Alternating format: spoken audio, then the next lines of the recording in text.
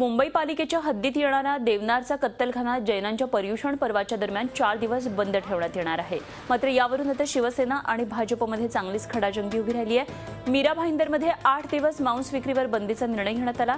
या निर्णयाला शिवसेनेनं तीव्र विरोध केला होता, पण भाजपनं बहुमताच्या जोरावर हा निर्णय लागू केला। त्यानंतर मुंबई पालिकेचाही या संदर्भातला निर्णय घोषित झाला, पण सत्ता शिवसेनेची असल्यानं गेल्या 5 वर्षांपासून सातत्यानं होणाऱ्या निर्णयाचं सेनेनं राजकारण केल्याचा आरोप आता भाजपनं केलाय। तर कोणी काय खावं हे सांगणारे भाजपवाले कोण, असा प्रश्न शिवसेना खासदार संजय राऊत यांनी विचारलाय। युतीमध्ये दिवसेंदिवस पडत चाललेल्या दरीचं हे आणखी एक उदाहरण ठरतंय।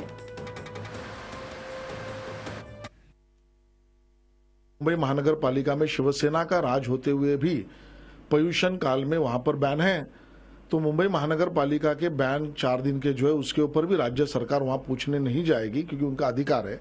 वैसे ही मीरा भाईंदर महानगर पालिका का भी निर्णय उनके स्तर पे अधिकार है। जनता का अहित होता होगा तो राज्य सरकार उस पर अपनी भूमिका जरूर लेगी।